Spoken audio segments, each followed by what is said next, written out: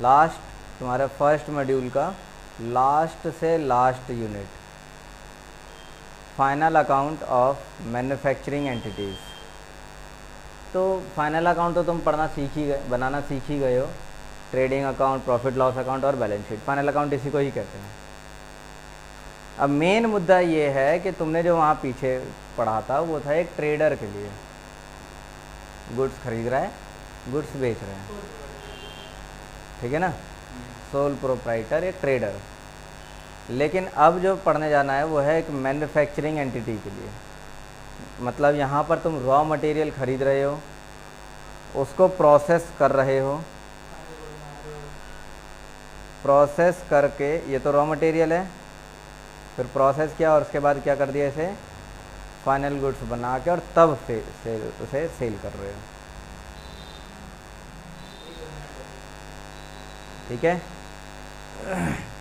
तो ज़्यादा कुछ नहीं, तुम्हें करना क्या है कि लास्ट का काम तो सेम ही है, trading account, profit loss account, balance sheet. बस उससे पहले मैन्युफैक्चरिंग का एक रिकॉर्ड और तैयार कर लेना है।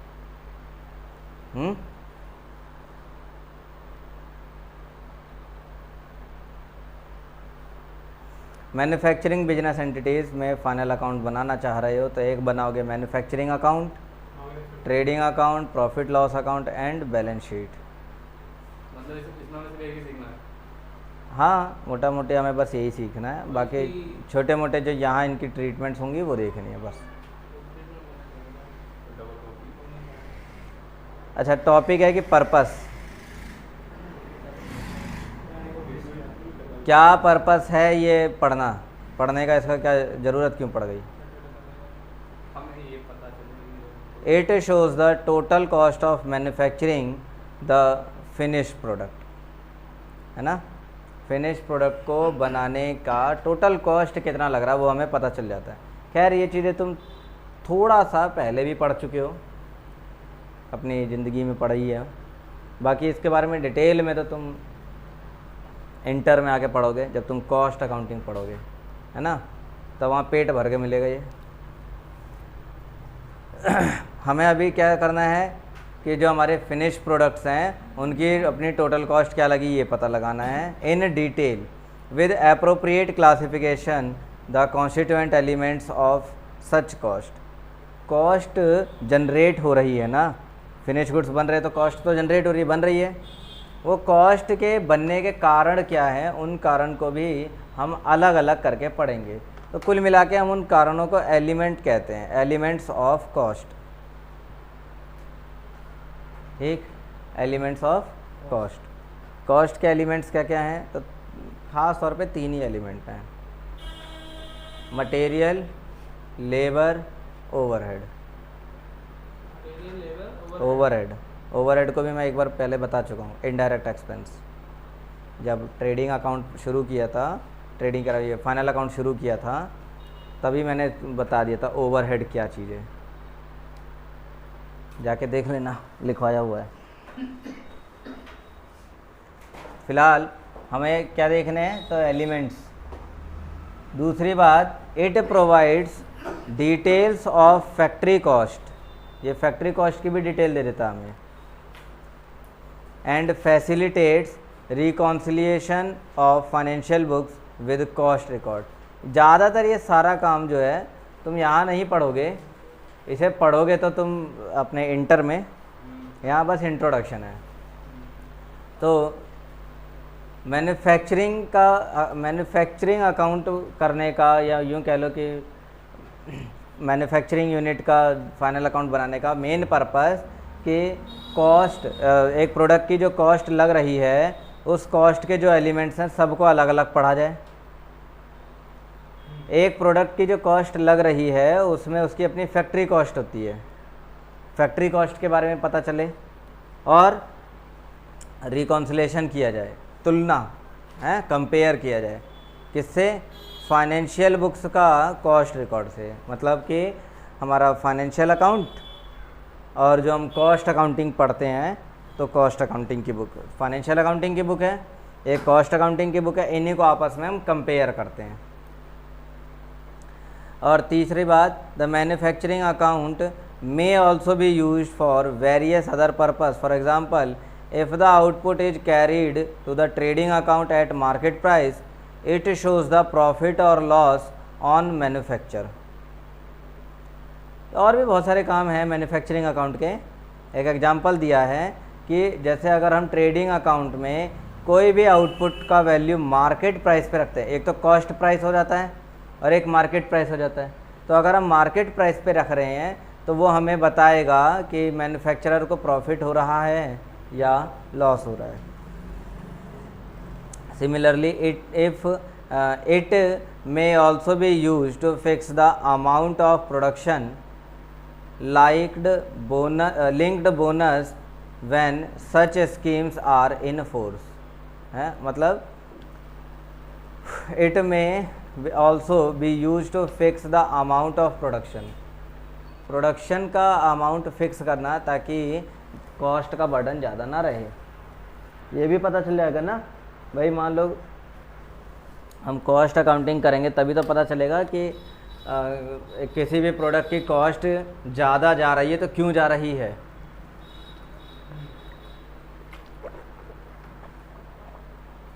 और उसे फिर कम किया जा सकता है. करेंगे ना उसे कम.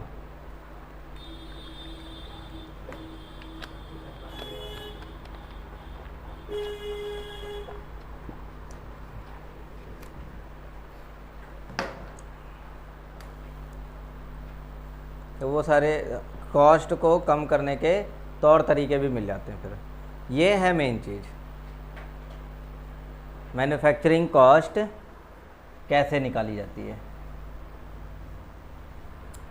तो 3 एलिमेंट बताए ना तुम्हें मैंने, मटेरियल,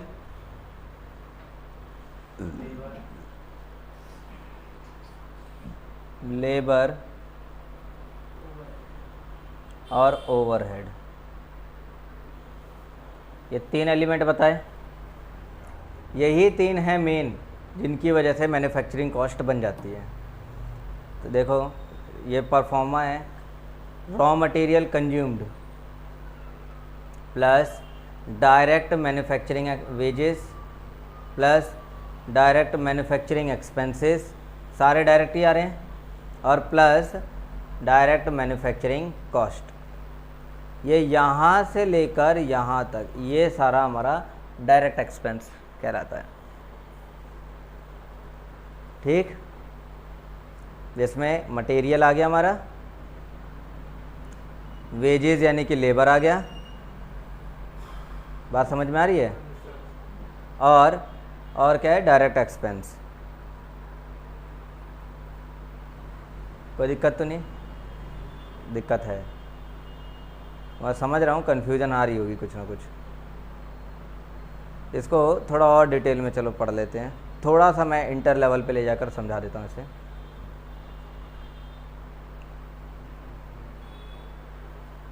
कॉस्ट जो होती है इसके 3 एलिमेंट्स हैं, ठीक है. लेकिन उन 3 एलिमेंट से पहले टाइप देखेंगे तो कॉस्ट 2 ही टाइप की होती है. एक है डायरेक्ट और एक इनडायरेक्ट. ठीक है, डायरेक्ट और इनडायरेक्ट. अब हम एलिमेंट्स की बात करेंगे अगर, तो ये 3 हैं.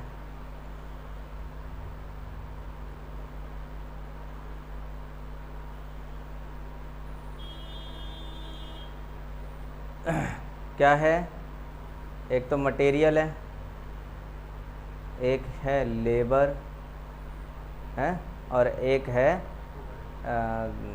एक्सपेंस.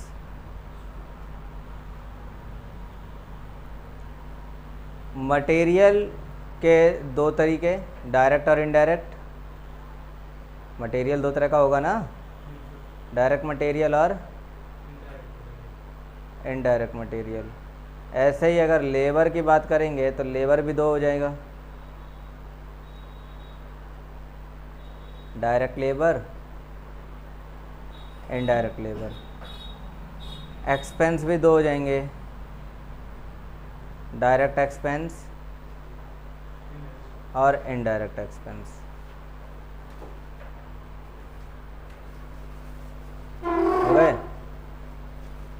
अगर मैं इन डायरेक्ट वाले पोर्शंस की बात करूं, ये तो इसे हम कहेंगे डायरेक्ट मटेरियल है। ये क्या कहलाएगा? Direct material.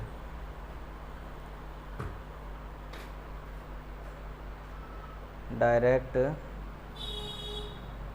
मटेरियल। लेबर की बात करेंगे तो ये डायरेक्ट वाला जो है इसे हम कहेंगे डायरेक्ट लेबर।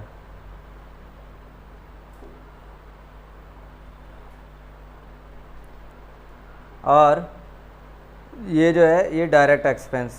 चलो इसमें तो कोई दोहरा ही नहीं, नाम से ही समझ में आ रहा है, कोई दिक्कत नहीं है। लेकिन ये इनडायरेक्ट वालों का क्या किया जाए?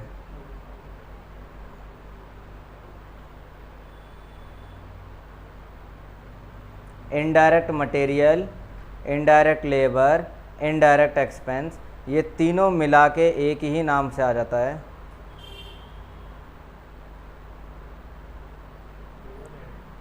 ओवरहेड। ओवरहेड, ठीक है। इसीलिए कहा जाता है कि जो मेन जो है एलिमेंट वो तीन है। एक ये डायरेक्ट लेबर, डायरेक्ट मटेरियल पहला एलिमेंट, डायरेक्ट लेबर ये दूसरा एलिमेंट, और तीसरा एलिमेंट हो जाएगा ओवरहेड। अब कहोगे ये डायरेक्ट एक्सपेंस कहाँ गया? कोई बात नहीं, डायरेक्ट एक्सपेंस को भी इंक्लूड कर लो, लेकिन ये सारे अलग हैं एलिमेंट में डायरेक्ट एक्सपेंस को भी इंक्लूड कर सकते हो, बट ये सीधे सीधे जाके ट्रेडिंग का पार्ट बन जाएगा। अब ये बात समझ में आई? अब एक मटेरियल मतलब किसी भी मैन्युफैक्चरिंग कॉस्ट को पता लगाना है तो हम क्या करेंगे? डायरेक्ट मटेरियल प्लस करेंगे, डायरेक्ट लेबर प्लस करेंगे, डायरेक्ट एक्सपेंस पे कर देंगे, प्लस कर देंगे सारे, और उसमें ओवरहेड जोड़ देंगे। बन गई कॉस्ट। चलो यही बात यहाँ पर इस कहाँ है, ये इसमें समझा रखा है।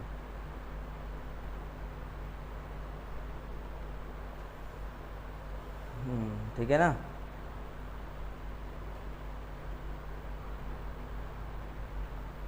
ये यहाँ से लेकर ये तो मटेरियल हो गया तुम्हारा, डायरेक्ट मटेरियल, डायरेक्ट मटेरियल। ये डायरेक्ट वेजेस, कोई प्रॉब्लम तो नहीं है इसमें। तो ये डायरेक्ट लेबर हो गया, और ये दोनों हिस्से ये डायरेक्ट एक्सपेंस हो गए। तीन बातें मिल गई। देन इनडायरेक्ट मैन्युफैक्चरिंग एक्सपेंस और मैन्युफैक्चरिंग ओवरहेड, ये तो ये तुम्हारा क्या मिल गया? ओवरहेड। चार बातें हो गई, चारों को जोड़ देंगे, टोटल मैन्युफैक्चरिंग कॉस्ट आ जाएगी। डन। अब ये सारी चीज़ें अलग अलग फाइंड करनी पड़ेंगी। ऐसा थोड़ी है क्वेश्चन में ऐसा परोस दिया लो और तुम ये सारी लाइन से लिख दिया, प्लस कर दिया और हो गया मैन्युफैक्चरिंग। नहीं, रॉ मटेरियल कंज्यूम निकालना पड़ेगा। इसका तुम्हें फॉर्मूला लिखवा देता हूँ। रॉ मटेरियल कंज्यूम्ड, तो ये तो याद होगा तुम्हें, opening raw material plus purchase, है ना, plus direct expense minus purchase return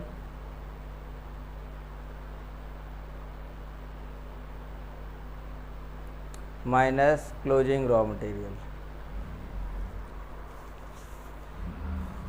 ये इतना काम करके हमें क्या मिलेगा? रॉ मटेरियल कंज्यूम मिल जाएगा। और बाकी के सारे कंटेंट खास तौर पे दिए ही होते हैं। अगर खूब ज़्यादा कुछ प्रॉब्लम क्रिएट करेगा तो डायरेक्ट वेजेस, अदरवाइज वो भी दिया होगा। ठीक,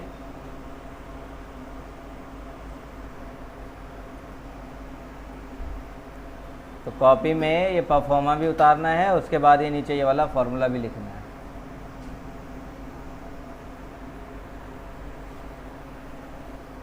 फॉर्मूला लिख दिया, वो उतार दो।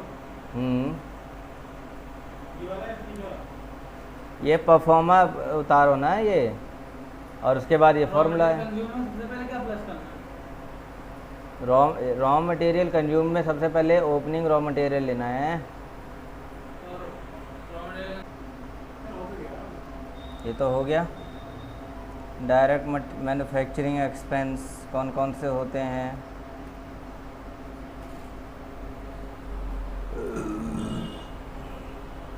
एक तो रॉयल्टीज़ फॉर यूजिंग लाइसेंस और technology if based on units produced. Royalty पे करनी पड़ती है, हैं? टेक्नोलॉजी वगैरह किसी और की टेक्नोलॉजी इस्तेमाल, तो उसको रॉयल्टी देंगे ना, तो वो डायरेक्ट मैन्युफैक्चरिंग एक्सपेंस में आ जाता है। दूसरा, hire charge of plant and machinery used on higher.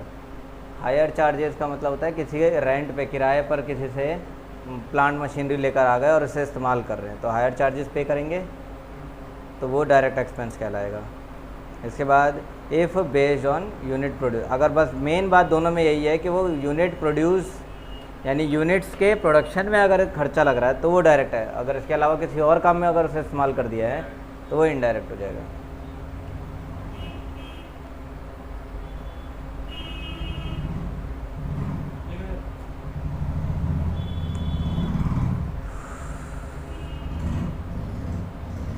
तो अभी तो इतना ही रखा जाए क्या? आगे और क्या क्या चीज़ें हैं इसमें?